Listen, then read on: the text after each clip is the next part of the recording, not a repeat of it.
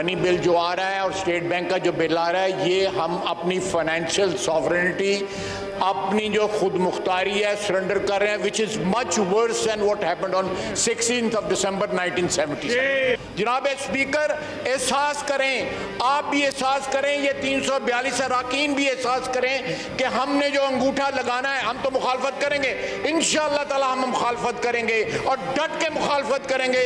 یہ state bank کا بل، یہ جو منی بجٹ آ رہا ہے، جو ہمیں ڈکٹیشن، 3 مہینے کے بعد دوبارہ ہم وہیں پہ کھڑے ہوں گے جہاں سے آج کھڑے ہیں۔ اپنے فاضل بھائی کو کہنا چاہوں گا کہ بالکل پاکستان کی معاشی خود مختاری کا تحفظ ہماری جملہ ذمہ داری ہے اور انشاءاللہ اس کو نبھانے کی کوشش کریں گے۔ پاکستان کے جو ایٹمی اثاثے ہیں وہ خدا نخواستہ ان پر کوئی ضرب آ سکتی ہے، تو میں on the floor of the house یہ کہنا چاہتا ہوں کہ انشاءاللہ اس پروگرام پر پوری قوم متفق تھی، متفق ہے اور انشاءاللہ متفق رہے گی، اور اس پہ ایک نیشنل کنسنسس موجود ہے۔ بسم اللہ الرحمن الرحیم، السلام علیکم، آپ دیکھ رہے ہیں پروگرام ایکسپرٹس، میں ہوں دعا جمیل۔ آج کے پینل کا حصہ ہوں گے ایاز خان صاحب، عامر الیاس رانا صاحب، فیصل حسین صاحب، حافظ طاہر محمود اشفی صاحب اور محمد الیاس صاحب۔ ناظرین، نیا سال، نیا بجٹ، مہنگائی کا نیا طوفان، گورنمنٹ نے منی بجٹ کی تیاری مکمل کر لی ہے۔ وفاقی کابینہ نے اسٹیٹ بینک کی خود مختاری سے متعلق متنازع بل کی منظوری دے دی ہے، جبکہ فائنانس بل کی منظوری کے لیے کل وفاقی کابینہ کا خصوصی اجلاس بلانے کا فیصلہ کیا گیا ہے۔ تاہم منی بجٹ آنے سے پہلے ہی گورنمنٹ اور اپوزیشن کے درمیان پارلیمنٹ کے اندر اور باہر لفظی جنگ شروع ہو چکی ہے۔ آج قومی اسمبلی اور سینٹ کے اجلاسوں میں سخت بیان بازی دیکھنے میں آئی۔ گورنمنٹ کا موقف ہے کہ سابق حکمرانوں کی کرپشن اور غلط پالیسی سے معیشت کو تباہ کیا گیا، جس کی وجہ سے آج پاکستان مالی مشکلات کا شکار ہے۔ متحدہ اپوزیشن نے منی بجٹ کی بھرپور مخالفت کرتے ہوئے اعلان کر دیا ہے۔ لیگی رہنما خواجہ آصف نے یہ الزام لگایا ہے کہ گورنمنٹ قرضوں کے عوض معاشی خود مختاری کو سرنڈر کر رہی ہے۔ اسٹیٹ بینک کو IMF کی برانچ بنا دیا گیا ہے۔ یہ سرنڈر 1971 سے زیادہ خطرناک ہوگا۔ اسی مناسبت سے ہمارا سوال ہے، عامر صاحب میں آپ سے آغاز کر رہی ہوں، چونکہ اپوزیشن اب کہہ رہی ہے کہ منی بجٹ کی وہ مخالفت کرے گی، احتجاج جو انہیں کرنا پڑا، حکومتی اتحادیوں سے میل ملاقاتیں بھی جاری ہیں۔ آپ کو لگتا ہے کہ اس کے علاوہ اپوزیشن کے پاس متبادل کیا ہے کہ اگر گورنمنٹ منی بجٹ نہیں لاتی تو پھر اپوزیشن کے پاس کون سا ایسا پیپر ورک ہے جو وہ گورنمنٹ کے ساتھ یہ کہہ سکتی ہے کہ آپ یہ لے آئیں، اس سے پھر مہنگائی کا طوفان بھی نہیں آئے گا، خود مختاری پر حملہ بھی نہیں ہوگا؟ بڑے بھول پن سے آپ نے وہ سوال کیا ہے جو یہاں روزانہ ہم کہہ رہے ہوتے ہیں کہ جناب آپ حزب اختلاف سے بات کریں۔ متبادل تو کوئی گفتگو ہو اگر وزیر اعظم صاحب یہ سوچ لیں کہ جناب میں جو 200 ماہرین کی ٹیم 22 سال سے بنا کے بیٹھا تھا اور انہوں نے بہت اچھے کام کیے ہیں، تو پھر تو کوئی بات ہو جاتی۔ جب شہباز شریف اور آصف علی زرداری نے آفر کی تھی کہ جناب آپ مساق معیشت کر لیں ہم سے، اور وہ یہی تھا نا کہ پارلیمنٹ کے اندر بیٹھ کے اس ملک کو چلانے کی گفتگو کر لیں، وہ تو پرائم منسٹر صاحب ماننے کے لیے تیار نہیں اور کسی صورت میں تیار نہیں اور آج تک بھی تیار نہیں۔ تو حزب اختلاف سے ہم کیسے کہیں کہ جی وہ پیپر دے دیں، کیونکہ وہ تو ہر دفعہ آفر یہ کر چکے، جسے ہمارے بھولے بھائی جو ہیں کراچی سے فیصل حسین صاحب کہتے ہیں کہ وہ تو ہیں جی ملے ہوئے، یہ فلانے ہیں ڈمکانے ہیں۔ تجربے کا متبادل کبھی نہیں ہوتا، کیونکہ یہ آن جاب ٹریننگ چل رہی ہے گورنمنٹ کی صورت میں، تو تجربے وزارتوں میں، سیکریٹریوں میں مسلسل، اور اب آپ دیکھ لیں کہ خزانہ کے ساتھ کیا ہو رہا ہے، پیٹرولیم کے ساتھ کیا ہو رہا ہے، انرجی کے ساتھ کیا ہو رہا ہے۔ اگر آپ صرف ان 3 چیزوں کو دیکھ لیں تو سارا کرائسس آپ کی سمجھ میں آ جائے گا، اور یہ ملک جس مشکل میں آیا ہوا ہے، گرداب میں آیا ہوا ہے، اور جس پہ بمشکل اٹک کے جو فکرہ آپ نے ابھی شاہ محمود قریشی کا سنایا، اگر میں اسے ریپیٹ کروں تو وہ یہ تھا کہ اقتصادی خود مختاری کے لیے ہم پوری کوشش کریں گے۔ حالانکہ چند دن پہلے انہوں نے کہا تھا ہم اپنے اقتصادی ماہرین افغانستان بھیجیں گے، یعنی اپنی تو خود مختاری بچانا بھی مشکل ہو رہی ہے اور سارا زور لگ رہا ہے افغانستان پہ۔ وہ اللہ کے بندو پہلے اپنے لوگوں کے لیے تو کر لو نا، پھر کہیں اور چلے جاؤ۔ آپ کا اتحادی سب سے بڑا پرانا دوست چائنا کہتا ہے بار بار خود کو اکنامیکلی ٹھیک کر لیں، باقی مسائل آپ پھر حل کر ہی لیں گے۔ نہ، ہم نے یہ کام بالکل نہیں کرنا۔ یہ کام IMF سے لایا ہوا گورنر اسٹیٹ بینک کر لے، وہ پچھلے حفیظ شیخ صاحب کر لیں جو ہر دفعہ مطلب میں نے کہا تھا کہ غیرت والی بندے کے اندر ہونا کہ ایک بندہ جب سینٹ کا الیکشن آتا ہے اور وہ کہتا ہے میں ریزائن کرتا ہوں اور پرائم منسٹر کہتے ہیں نہیں ریزائن نہیں کرنا، اور پھر وہ بیماری میں شو کر رہا ہے کہ مجھے کرونا ہوا ہے اور اس کو نکال دیا جاتا ہے. آج تک اس کی سٹیٹمنٹ دیکھی آپ نے کہیں کہ بھئی اس کو بے عزت کر کے نکال دیا گیا، یہاں سے فارغ کیا گیا؟ وہ بولا ہی نہیں، کیونکہ وہ اگلی دفعہ کے لیے پھر بیگ لے کے بیٹھا ہوا ہے. یہاں پاکستان سے گئے ہوئے کچھ لوگ ہیں ایسے جو کرائے پہ دنیا کی مختلف معیشتوں کے لیے موجود رہتے ہیں، وہ عرب شیخوں کے کام اچھے کر لیتے ہیں، یو اے ای میں ٹھیک کر لیتے ہیں، لیکن یہاں پہ آ کے چونا ہی لگتا ہے. آج بھی یونس ڈھاگا نے ٹویٹ میں لکھا ہوا ہے کہ آئی ایم ایف سے آئی ایم ایف کے مذاکرات.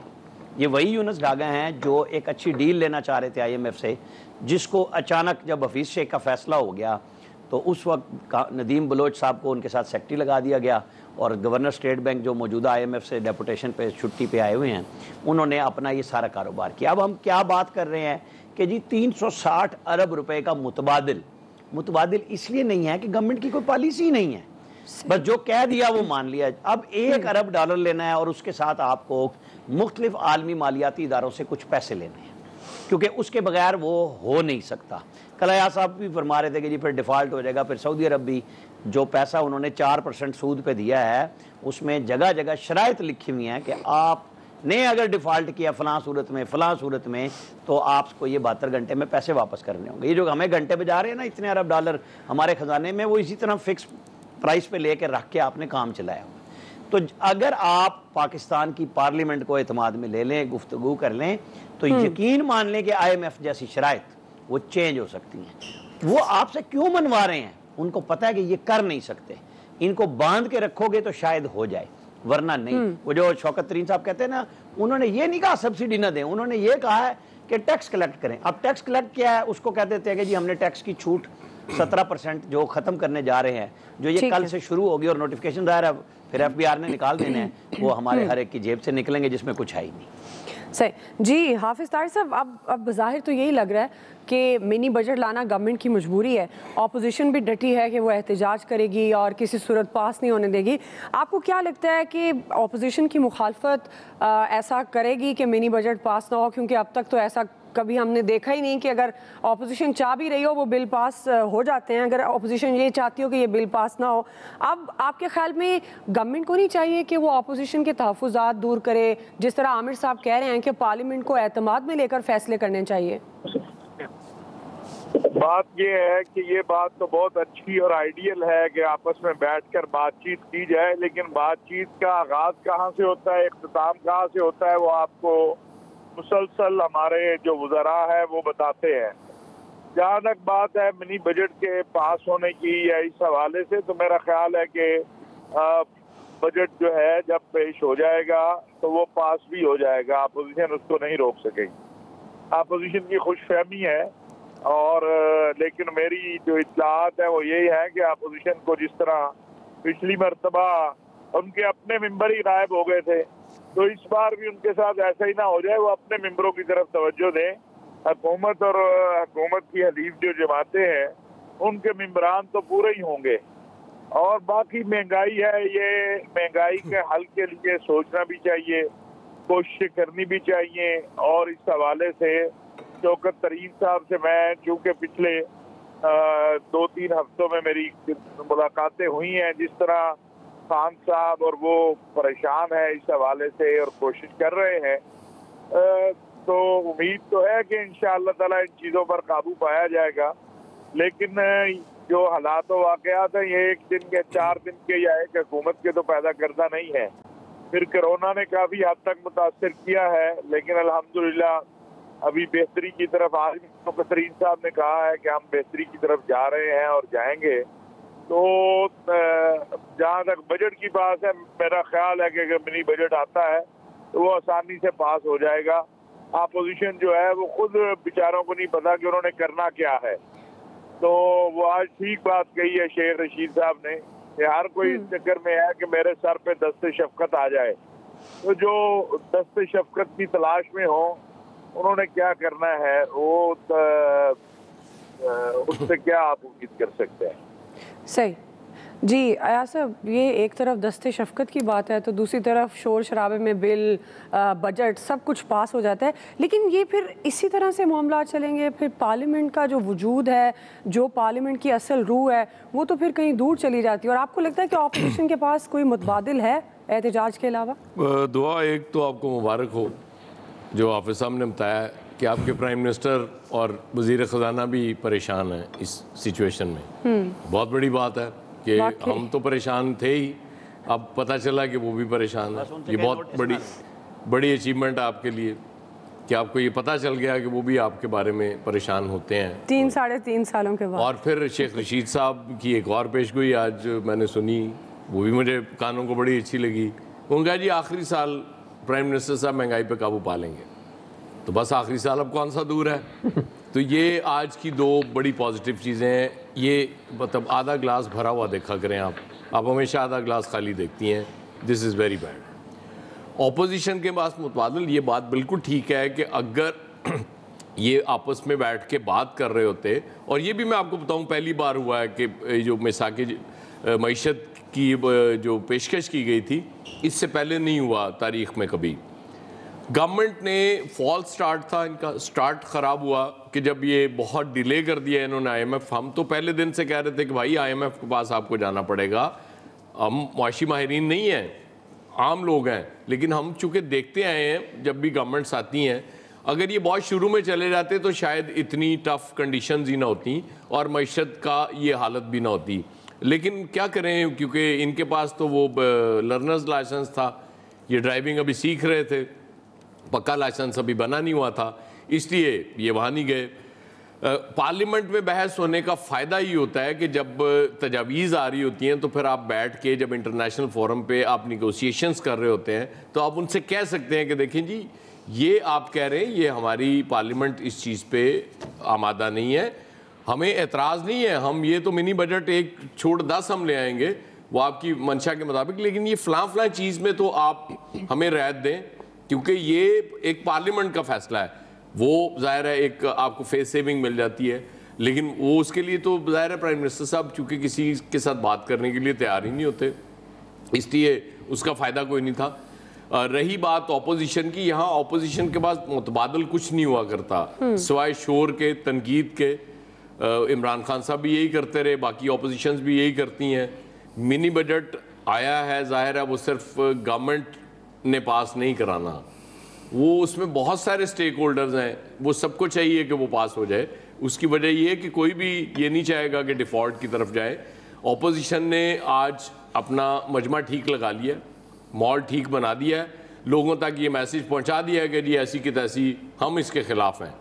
کل بھی اگر آ جاتا ہے، کیونکہ کل وہ غالباً اسپیشل کوئی کیبنٹ کی میٹنگ بھی ہونے جا رہی ہے اس حوالے سے، کل یا پرسوں میں جب بھی آتا ہے تو وہ وہاں بھی اچھا خاصا وہ رنگ جما لیں گے، ماحول بنا دیں گے، تاکہ ان کے ووٹر کو ایٹ لیسٹ یہ یقین ہو جائے کہ ہماری بات کر رہی ہے اپوزیشن. اتحادیوں کا پرابلم یہ ہے کہ وہ بات تو کرتے ہیں کہ ظاہر ہے اس سے لوگوں کی مشکلات تو بہت زیادہ بڑھ جائیں گی، لوگوں کے لیے عذاب لوگوں پہ مسلط ہو جائے گا، لیکن وہ کر کچھ نہیں سکتے، کیونکہ جہاں تک پہنچا دیا اپنے معیشت کو، اور معیشت کی مضبوطی یہ منی بجٹ سے ہی ہو سکتی ہے اب، اور تو آپ کے پاس متبادل ہے کوئی نہیں. تو اس لیے صبر کریں، شکر کریں اور اچھے وقت کا انتظار کریں. صحیح ہے، صبر شکر کے ساتھ وہ بھی. جی فیصل صاحب. اچھا دیکھیں، اس وقت جو صورتحال ہو گئی ہے نا، اس میں اہم بات یہ نہیں ہے کہ یہ ضمنی بجٹ منظور ہوگا یا نہیں ہوگا، وہ تو چلے ہو جائے گا. اہم بات یہ ہے کہ اس کی منظوری کے بعد کیا ہوگا. کیا ہماری جو خود مختاری ہے، جو بات کہی جا رہی ہے اس وقت مختلف کوارٹر سے، آپ کی جو معاشی خود مختاری ہے، جو مالیاتی خود مختاری ہے، اس کو ہائی جیک کرنے کے لیے، یلغمال بنانے کے لیے جو ہے یہ ضمنی بجٹ آ رہا ہے. اس کا کنٹرول جو ہے مکمل طور پہ جو ہے وہ آئی ایم ایف کے پاس چلا جائے گا کہ آپ اپنی ہر پالیسی کے لیے آئی ایم ایف کے جو ہے وہ محتاج ہوں گے. یعنی کہ ایک طریقے سے آپ ایک ڈکلیئرڈ جو ہے نا ایک مفتوحہ قوم ہو جائیں گے. پاکستان جو ہے دنیا کا جو ہے اور اس میں موجود 22 کروڑ لوگوں کے ساتھ جو ہے ایک مفتوحہ قوم کے ساتھ جو سلوک کیا جاتا ہے وہ سلوک کیا جائے گا. یہ معمول کی صورتحال نہیں ہے. اس صورتحال کو آپ اپنی انا کا بت بنا کے جو ہے نا وہ حل نہیں کر سکتے. دیکھیں دعا آپ کو کسی فلائی اوور کا جو کا پروجیکٹ ڈائریکٹر بنا دیا جائے کہ اس کو پروجیکٹ کو آپ نے فلائی اوور کمپلیٹ کرنا ہے اور آپ خالی پریشان ہو, تو آپ کے پریشان ہونے سے تو فلائی اوور نہیں بن سکتا. فلائی اوور تو بنے گا آپ کی کیپیسٹی سے, آپ کی صلاحیت سے. وہ فلائی اوور بنانے کی صلاحیت ہے یا نہیں ہے, یہ بات تو طے ہو گئی ہے کہ اس حکومت کے پاس صلاحیت تو نہیں ہے. پاکستان بھی نہیں چل رہا. حل کیا ہے اس وقت؟ جو حکومت کے لیے بھی جو ہے نا فیس سیونگ کا واحد راستہ یہی ہے کہ وہ اپوزیشن سے بیٹھ کے بات کر لے, اور جو شہباز شریف صاحب نے جو اس کی جو مساق معیشت کی جو تجویز دی تھی اس کا راستہ نکال لے. کہ یہ حکومت صرف حکومت ناکام نہیں ہو رہی, یہ صرف اپوزیشن ناکام نہیں ہو رئی, یہ پورا پاکستان کی ایک تباہی کا منصوبہ ہے. ہماری آپ کے ہونے کیا جا رہا ہے, آپ تصور تو کریں کہ آپ کی ساری پالیسیاں جو ہیں وہ آئی ایم ایف سے بن کر آئیں گی. ہم اور آپ کہاں کھڑے ہوں گے؟ ہم تو افغانستان سے ہی بدتر صورتحال میں چلے جائیں گے. آؤٹ آف باکس سولوشن تلاش کرنا پڑے گا. اس وقت ہر چیز کو ایک طرف رکھ دیں. یہ بہت خطرناک صورتحال ہے. اتنی خطرناک ہے اس کو آپ الفاظوں میں بھی آپ جو ہے وہ بیان نہیں کر سکتے کہ جو کچھ ہونے جا رہا ہے یہاں پہ. یہ تو سارے کے سارے جتنے بھی طاقتور لوگ ہیں, چاہے حکومت میں ہوں, اپوزیشن میں ہوں, پیسے والے لوگ ہیں, وہ تو چلے جائیں گے پاکستان سے. ہم نے آپ نے کہاں جانا ہے؟ ہم نے آپ نے تو یہیں پہ رہنا ہے. تو ہم نے تو وہی سوچ سکتے ہیں جو پاکستان کے لیے بہتر ہو. یہ لوگ ہم پہ رحم کھانے کو بھی تیار نہیں, ہم پہ ترس کھانے کو بھی تیار نہیں. ان کی جو انا ہے نا, اس انا نے ہمارے آپ کے مستقبل کو بھی جو ہے نا وہ بہت حد تک ایک تاریخ کر دیا ہے. اللہ تعالیٰ یہ اس ملک پہ, اس قوم پہ رحم فرمائے. لیکن جو حالات ہیں نہ وہ رحم کے نہ کرم کے, سب کچھ جو ہے وہ ایسا لگ رہا ہے اینڈ ہونے جا رہا ہے. یہ جو جتنی خطرناک باتیں سامنے آ رہی ہیں کہ آپ کو یہ جو ان کی اپوزیشن لیڈر کی یہ جو ان کے کیا نام ہے جو نے تقریر کی تھی, اللہ ابھی ذہن میں نہیں آیا, اتنی صورت. خواجہ آصف کی بات تو نہیں کر رہے آپ؟ خواجہ آصف کی بات, خواجہ آصف کی, ہاں خواجہ آصف, ان کی جو ذہن تو ہے ہی نہیں رہے گا کیا یہ اتنی خطرناک صورتحال ہے, اس میں بھی ان کو چچورا پن سوچ رہا ہے. دیکھیں یہ مسئلہ ہے ان کا. ان کو یہ بھی عمران خان ہے, ان کو بھی کچھ حالات کا اندازہ نہیں ہے. آپ نام ہی بھول گئے, یہ مذاق کا ٹائم ہے, یہ قوم کا مستقبل, یہ بہت خطرناک بات ہے یار. آپ نام بھول گئے. یہ آپشن دے دیں عامر صاحب ان کو. اپوزیشن کے بہت سے رہنما تقریریں کرتے رہتے ہیں. بندہ بھول بھی جاتا ہے, لیکن رٹے والا بندہ تو بھولتا ہی ہے. جی جی فیصل صاحب کمپلیٹ کریں. اس لیے یہ کبھی کبھی تو آپ یقین کریں کہ جس قوم کے ساتھ جو ہو رہا ہے نا, ایسا لگتا ہے بالکل صحیح ہو رہا ہے. جب عامر صاحب کی باتیں سنیں نا کہ کبھی کوئی سنجیدہ ہونے کو تیار ہی نہیں ہے. ہائے اللہ جی, بھولتے آپ ہیں باتیں ہماری میں جو ہے لوگوں کو چچورا پن اور مسخرہ پن جو ہے وہ سوچ رہا ہے. چلیں آپ کمپلیٹ کریں. مذاق کی بات آتے ہیں یار, اندازہ آپ کو اندازہ کریں, خدا کا خوف کریں. اس موقع پہ مذاق نہیں کریں. یہ حکومت یہ کئی سب چلے جائیں گے, آپ نے بھی یہی رہنا ہے, آپ کے بچوں نے بھی یہی رہنا ہے, ہم نے بھی یہی رہنا ہے. یہ اگر آئی ایم ایف کا کنٹرول ہوگا تو آپ تصور کریں ہوگا کیا اس ملک کے ساتھ. بس صرف دعا کریں, دعا وقت دعا ہے اس وقت. آپ کا خیال ہے کہ اس وقت ہمارا کنٹرول ہے؟ ابھی بھی آئی ایم ایف کا ہی ہے. الیاس رکت طاری ہے مجھ پر تو اس وقت, وہ لمحے نزا کا عالم ہے. جی الیاس صاحب آپ کو یقین کریں, آپ کو معاملے کی سنجیدگی کا اندازہ نہیں ہے. آپ مذاق کا ٹائم نہیں ہے. معاملے کی سنجیدگی اور حل صرف بلدیاتی اداروں کو چلیں عامر صاحب آگے بڑھنے دیں. الیاس صاحب سیریس بات, آدمی میں پولیٹیکل ویژن نہیں ہوگا نا, وہ ہمیشہ بلدیاتی اداروں کی مخالفت کرے گا. ٹھیک ہے ٹھیک ہے ٹھیک. دیکھیں جی اپوزیشن کے پاس متبادل تو بڑے ہم حامی تھے نا اس کے, اس وقت کچھ نہیں ہے کہ صرف ایوان کے اندر احتجاج کریں, اس کے علاوہ تو کچھ نہیں ہے. آپ دیکھ لیں بجلی کے بل جو بڑھے 4 روپے 33 پیسے فی یونٹ بڑھے, 40 ارب روپے عوام کی جیبوں سے نکل گئے. اسی طرح 9 مرتبہ بجلی بڑھی ہے, 600 ارب روپیہ لوگوں پر بوجھ پڑا ہے. کوئی اپوزیشن کی جانب سے کوئی احتجاج نہیں, کچھ ایسی بات نہیں, صرف بیان بازی کی گئی. اب 350 ارب روپے کا جو منی بجٹ آ رہا ہے اس پر کیا کریں گے؟ کچھ نہیں, آئی ایم ایف کے حوالے کرنا پڑ رہا ہے ان کو سارا کچھ. اپنا پہلے بھی ساری چیزیں آئی ایم ایف کے پاس اپنے فائنانس وغیرہ, اپنے جو بھی ان کے اکاؤنٹس وغیرہ ان کو بتاتے ہیں. اسٹیٹ بینک کی تو ایک چیز ان کے پاس جاتی ہے کہ ہم نے کیا کدھر کیا, ہمارا بیلنس کیا, اوپننگ اور جو روزانہ جاتی ہیں ویکلی انفارمیشن ساری جاتی ہے. تو پہلے ہی ساری چیزیں جاتی تھی, اب ان کی ڈکٹیشن لیا کریں گے کہ کس طرح چلنا ہے. جس طرح وہ کہیں گے اتنے ٹیکس لگانے تو وہ لگائیں گے ٹیکس, انہوں نے ہر صورت پر عمل درآمد کرنا ہے. بس یہ کل اس کو ایوان سے اپروو کروانے کے بعد, یا جب بھی یہ ہوتا ہے اپروو, اس کے بعد اپروو کروانے کے بعد اس پر امپلیمنٹیشن یعنی کہ نوٹیفیکیشن شروع ہو جائیں گے. چھوٹ, پھر مہنگائی کا ایک طوفان آئے گا. ان کو گورنمنٹ کو پتہ ہے کہ جی ہم نے لینا ہے ہر صورت میں 1 بلین لینے کے لیے $1 بلین, کیونکہ اس گورنمنٹ نے بھی کچھ نہیں کیا, صرف یہ بجائے کہ اپنے وسائل بڑھاتے یا کچھ ایسی چیز کرتے جس سے اپنے پاؤں پر کھڑے ہوتے, لیکن کچھ نہیں کیا گیا, نہ ہی کیا گیا. صرف وہی طریقہ پرانا کہ باہر سے پیسے قرض لیے, I M F world bank سے لیے, ایشین ڈیولپمنٹ بینک سے لیے, قرضے لیے اور پروجیکٹس سٹارٹ کیے اور اپنے ملک کو چلایا. جو ڈیفیسٹ ہے ان کا ٹریڈ ڈیفیسٹ پھر بڑھ رہا ہے. اب ان کے لیے اور الارمنگ سچویشن ہے اگر ٹریڈ ڈیفیسٹ قابو نہ کیا, کیونکہ پہلے اکانومی یعنی بند تھی, یعنی کہ ٹریڈ تجارت ہو نہیں رہی تھی, اب پھر امپورٹ بل بڑھ گیا.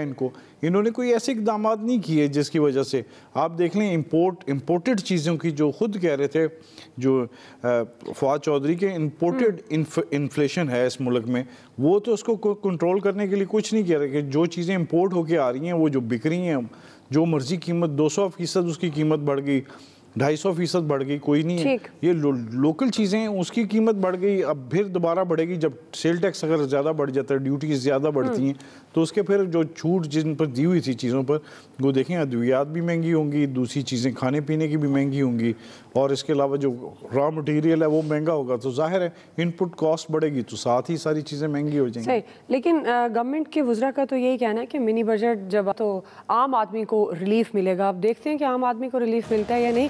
رائے آپ جان چکے ہیں ایکسپرٹس کی. ابھی ایک بریک لے لیتے ہیں, بریک سے ہم واپس آئیں گے. ہمارا دوسرا سوال ہوگا نئے سال کی آمد سے متعلق, کیا کوئی بڑی تبدیلی متوقع ہے؟ رائے لیتے ہیں بریک کے بعد. یہاں آپ کو پتا ہر آدمی ہر پارٹی یہ چاہتی ہے اسٹیبلشمنٹ اس کے سر پہ ہاتھ رکھے, اور اسٹیبلشمنٹ کا یہ فیصلہ ہے کہ جو منتخب حکومت ہے اسٹیبلشمنٹ اس کے ساتھ ہوگی. سیاسی تابوت کو کندھا دینے کے لیے 4 پایوں کے اٹھانے پڑتے ہیں, تو چوتھا پایا کوئی منگا لے, لندن سے منگا لیں, کہیں سے منگا لیں. اور یہ جو ایک طوفان کھڑا کیا جا رہا ہے, نواز شریف آتا ہے نہیں آتا نہ ہے. عمران خان الحمدللہ ڈھنکے کی چوٹ سے 5 سال پورے کریں گے, اور اگلا الیکشن ہم زوردار لڑیں گے عمران خان کے ساتھ مل کر. ناظرین, سال 2021 تقریباً اختتام کو پہنچ گیا ہے اور نئے سال کی آمد ہے. رواں سال گورنمنٹ کو سیاسی اور معاشی سمیت کئی چیلنجز اور مشکلات کا سامنا رہا, جس کی وجہ سے عوام کی پریشانیوں میں بھی بے پناہ اضافہ ہوا, جبکہ عوامی مفاد کے تحفظ کی دعوے دار اپوزیشن بھی ایک آدھ موقع کے علاوہ گورنمنٹ کے سامنے بے بس نظر آئی اور کوئی بڑی مشکل کھڑی کرنے میں مکمل طور پر ناکام رہی. خیر, نئے سال کی آمد ہے اور ملک میں سیاسی ہنگامہ خیزی میں بھی شدت دیکھنے میں آ رہی ہے. گورنمنٹ کا یہ دعویٰ ہے کہ 3 سالوں میں ترقیاتی کاموں کے ریکارڈ ٹوٹ گئے ہیں اور حکومت اپنی کارکردگی پر 5 سال پورے کرے گی. اپوزیشن جماعتوں نے گورنمنٹ کے خلاف اعلان جنگ کر دیا اور 2022 کو گورنمنٹ کے خاتمے اور نئے الیکشن کا سال قرار دے دیا ہے. ایاز صاحب, میں آپ سے آغاز کروں, چونکہ اب نئے سال کی آمد ہے, بڑی پیش گوئیاں اس سال میں ہوتی رہی اور اب بھی ہو رہی ہیں. کبھی کہتے ہیں جی نواز شریف صاحب آ رہے ہیں, کبھی کہتے ہیں نہیں آ رہے. اپوزیشن کہتی ہے جی گورنمنٹ کا خاتمہ ہوگا, جبکہ گورنمنٹ کا یہ دعویٰ ہے کہ ان کی کارکردگی کے ریکارڈ ٹوٹ گئے ہیں. آپ کے خیال میں واقعی کوئی, چلیں آپ تو جو ہوا سو ہوا, آگے کوئی بڑی تبدیلی کی توقع کی جا سکتی ہے؟ گورنمنٹ نے 2021 پورا کر لیا, آلموسٹ کر لیا نا جی. آج 29 تاریخ ہے, 2 دن رہ گئے ہیں, 2022 بھی آ جائے گا. 2022 کے اینڈ پہ بھی شاید کچھ اسی طرح کی پیش گوئیاں ہو رہی ہوں کہ یہ گورنمنٹ جاری ہے اور اس اگلے سال یقیناً جاری ہوگی, کیونکہ الیکشن کا سال ہوگا, کوئی اور الیکشن جیت کے آ جائے گا. ابھی مجھے تو کوئی چانس اس طرح کا نظر نہیں آتا. شیخ رشید صاحب کی باتیں اور بہت سی باتوں پہ وہ اعتراض بھی کر سکتے ہیں آپ, لیکن یہ جو آج وہ باتیں آپ سنوا رہی تھی مجھے, یہ بات ٹھیک کر رہے ہیں شیخ رشید صاحب, اور اطلاعات بھی ایسی ہیں, کیونکہ وہ ایک نوٹیفکیشن کی وجہ سے بہت وہ ہلچل مچ گئی تھی, اور اس کے بعد پھر ظاہر ہے اب نواز شریف صاحب کی آمد کا اعلان تو بار بار کرنا چاہیے پی ایم ایل این کو. یہ بات ٹھیک ہے کہ وہ اتنا بڑا لیڈر, اسے یہاں بیٹھ کے وہ اپنی جنگ لڑنی چاہیے تھی, لیکن وہ بیمار ہو کے چلے گئے. وہ آج کل ایک سوشل میڈیا پہ ایک بہت پرانی 2000 کی بھی ایک وہ اخبار کی ایک ہیڈ لائن وائرل ہوئی بھی ہے کہ اس وقت کلثوم نواز محترمہ انتقال ہو گیا ان کا, اللہ مغفرت کرے, کہ ان کے حوالے سے وہ تھی کہ جی وہ علاج کے بعد نواز شریف صاحب واپس آ جائیں گے, وہ سمجھوتا ہو گیا ہے. تو نواز شریف صاحب کی تو پوری لائف ہی اسی طرح سے گزری ہے, پولیٹیکل لائف, کہ وہ اور باقی بھی ہمارے زیادہ تر لیڈرز کا یہی حال ہے کہ اقتدار پاکستان میں، اور جب اقتدار میں نہیں ہے تو آپ کہیں باہر چلے جائیں، آرام سے سکون کریں، اور اس کے بعد پھر تازہ دم ہوں اور آ کے حکمرانی آپ کرنا شروع کر دیں اس ملک پہ. کیونکہ اس وقت غالباً نواز شریف صاحب سے یہ کہا گیا تھا کہ جی آپ چلے جائیں، اس کے بعد مریم نواز صاحبہ کو بھی بھجوا دیا جائے گا، لیکن بعد میں وہ رکاوٹیں کھڑی ہو گئیں، وہ نہیں جا سکی. اس کے بعد پھر نواز شریف صاحب نہیں آ رہے.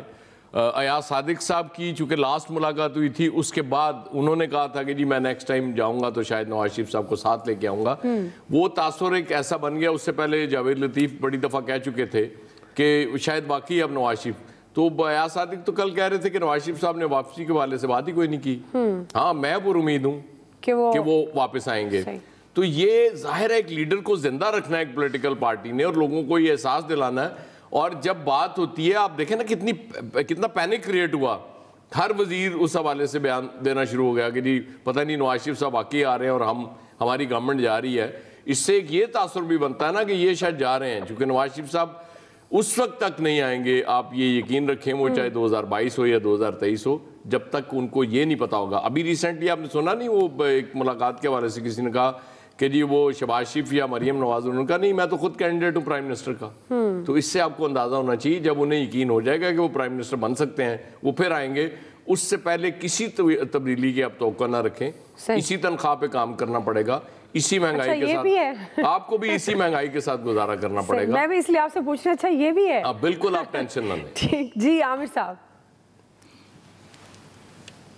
ایاز صاحب نے ایک نوٹیفیکیشن کی بات کی، ظاہر ہے وہ DGI کا نوٹیفیکیشن تھا، تو اب لوگ ایک دوسرے نوٹیفیکیشن کی مارچ تک کی بات وضاحت کر رہے ہیں، یا وہ ہو جائے گا یا بھائی میں اپنی گفتگو اپنے نام سے کر رہا ہوں، تو جب آپ کے ذہن میں کوئی بات ہو تو ضرور کیجئے گا، کیونکہ وہ تو بھول جاتا ہے ذہن.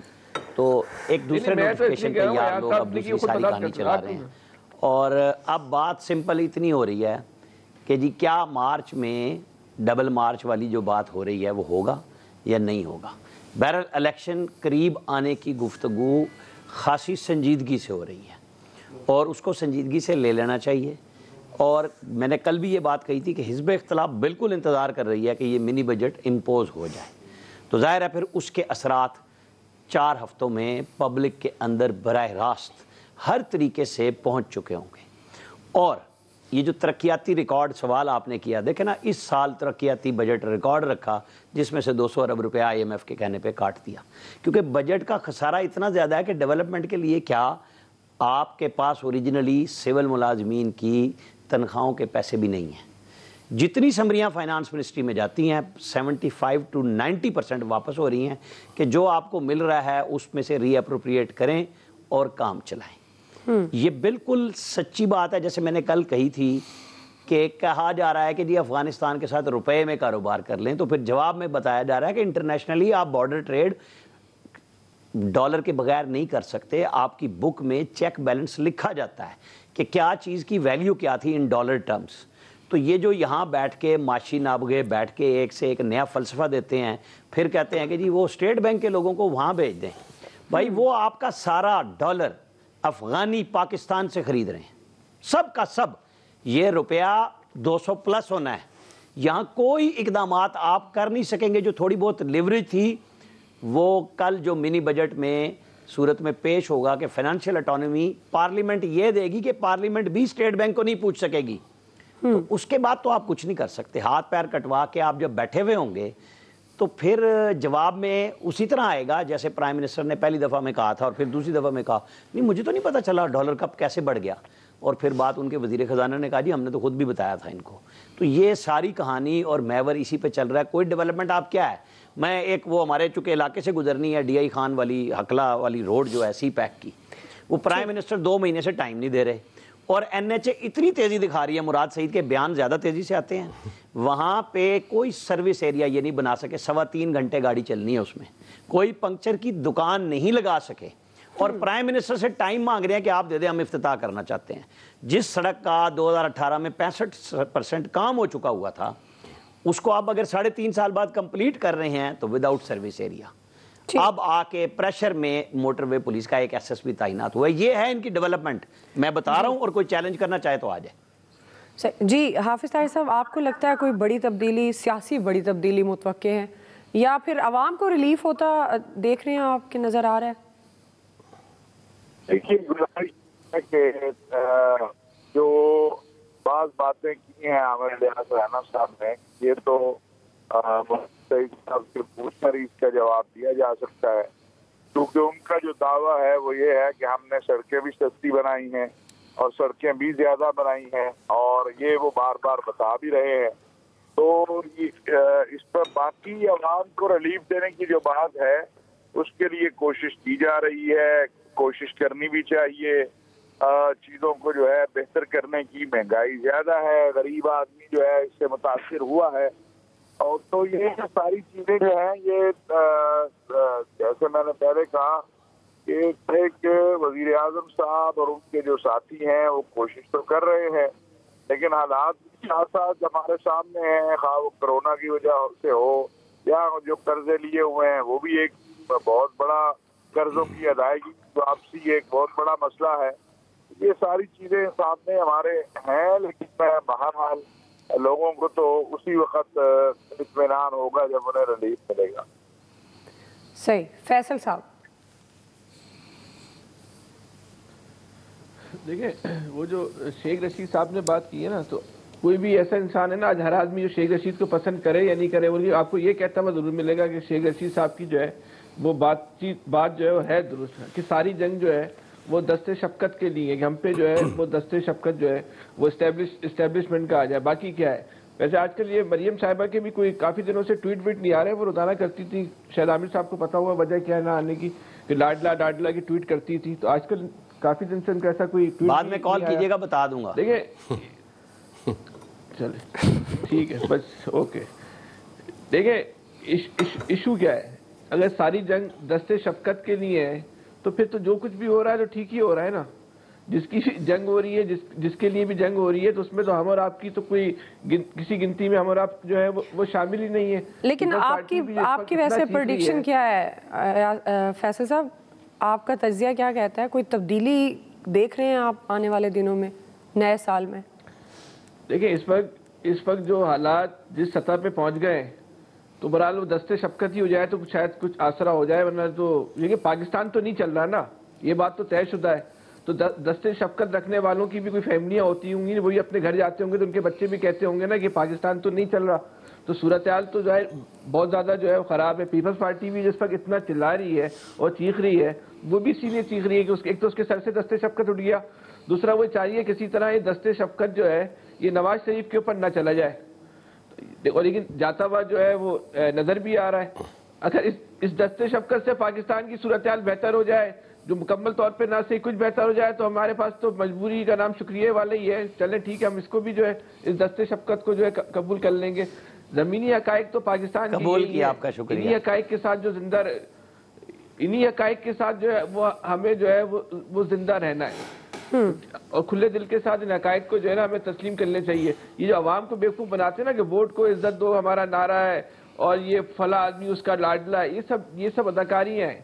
یہ اللہ کا شکر ہے کہ پوری قوم ان اداکاریوں کو جو ہے وہ سمجھ گئی ہے، اور کچھ لوگ اگر سمجھ کے بھی نہیں سمجھنا چاہ رہے تو یہ ٹھیک ہے، ہمیں آپ کو اس سے کیا فرق پڑتا ہے.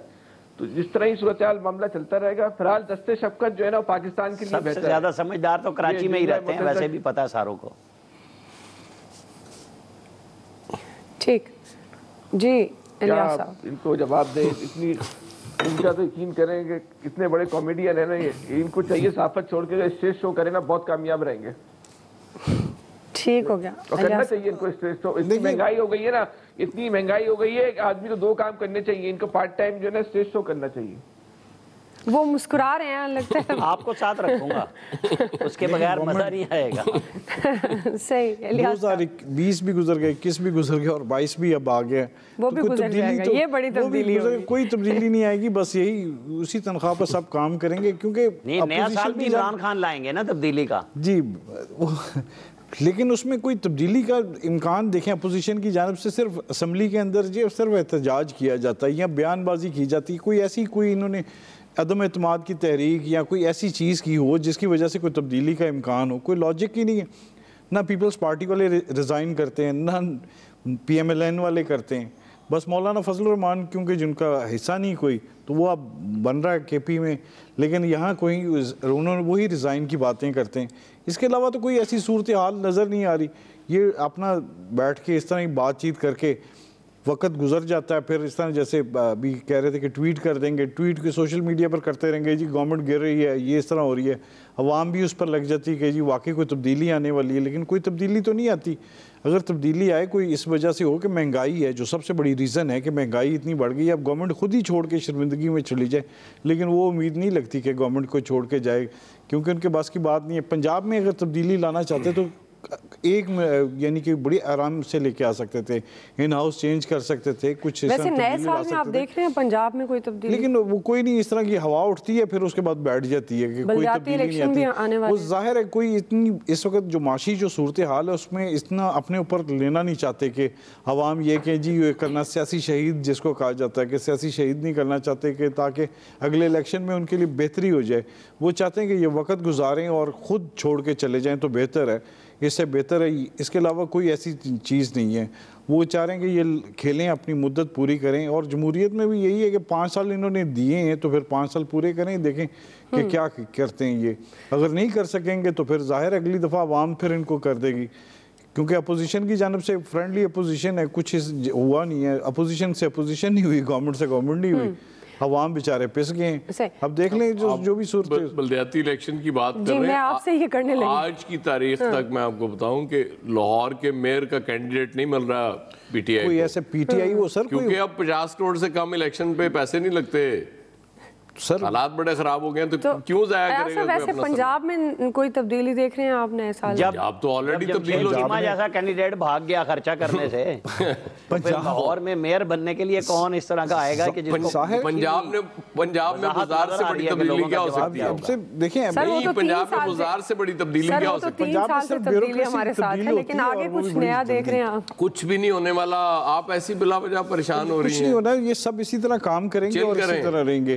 اور بلکہ یہ جو امیدوار ہیں پی ٹی آئی کے، جو ایم پی ایز وغیرہ، ایم این ایز وغیرہ، وہ دیکھ رہے ہیں کہ دوسری پارٹیوں میں کس طرح گنجائش ملے، کس طرح جگہ دیکھیں. یہ بھی تبدیلی، کیونکہ انہوں نے ایک امیدوار فائنل کیا تھا، اس کے والد صاحب نے کہا یار ہم پاگل ہیں، اتنے پیسے کیوں لگائیں، چھوڑو.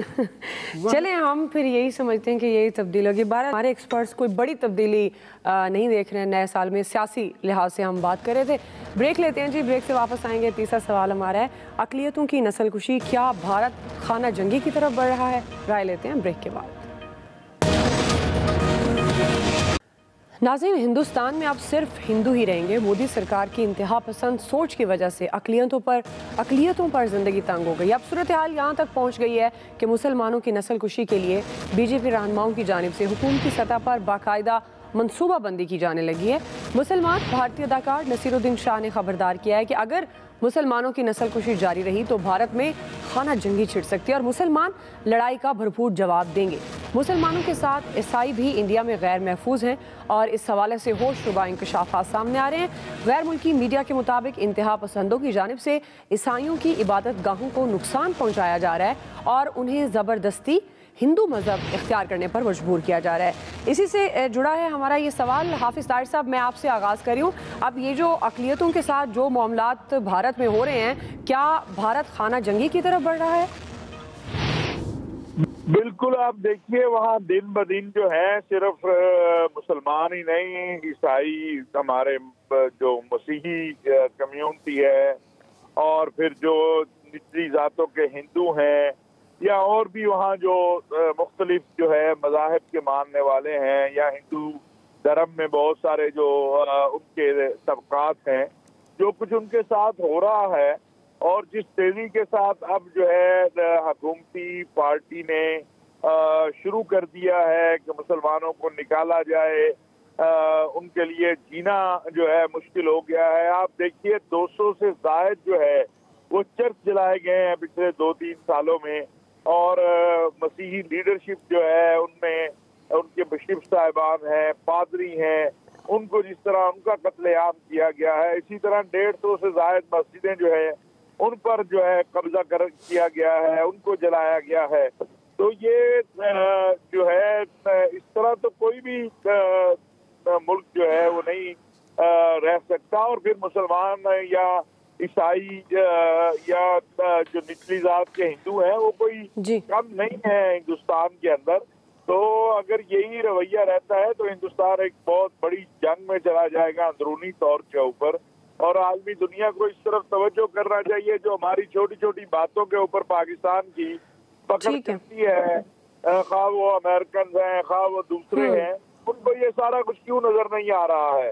ان کو کیوں نظر نہیں آ رہا کہ جس طرح ہندوستان کی حکومتی پارٹی جو ہے وہ مسلمانوں کو قتل عام کرنے کی دھمکیاں دے رہی ہے اور جس طرح عیسائیوں اور مسلمانوں کے اوپر ظلم ہو رہا ہے, تو عالمی دنیا کو بھی اس طرف توجہ کرنی چاہیے اور اس بات کو دیکھنا چاہیے کہ یہ جو وحشت اور بربریت ہے اسے روکنا کیسے ہے.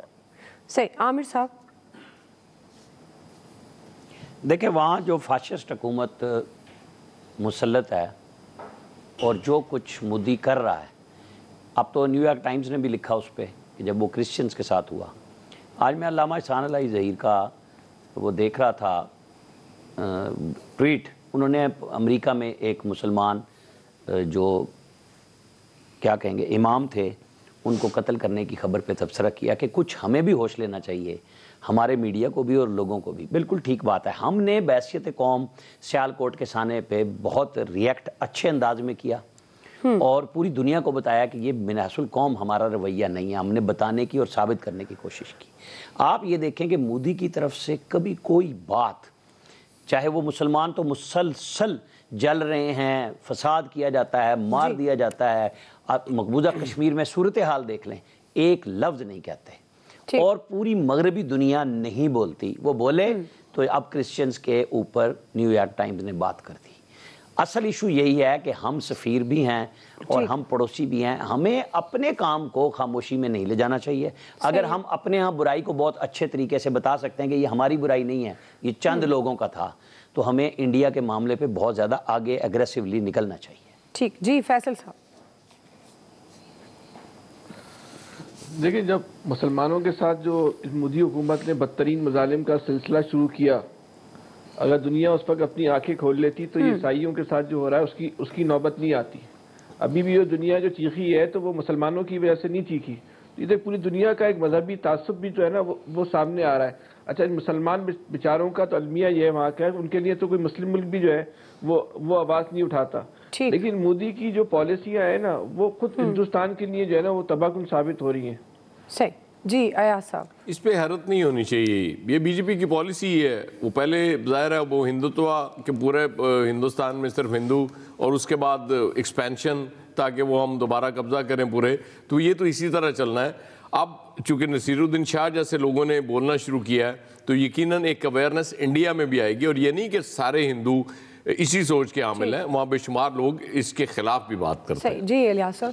نہیں, مودی سرکار کی جانب سے ہمیشہ ظلم کیا گیا اقلیتوں پر. وہ حتیٰ کہ اپنے جو نچلی درجے کے جو ہندو ذاتیں ہیں ان کو بھی اب بڑا برا سلوک کرتے ہیں ان کے ساتھ بھی. تو مسلمانوں کے ساتھ تو ان کا رویہ ہمیشہ سے اس طرح ہی رہا ہے.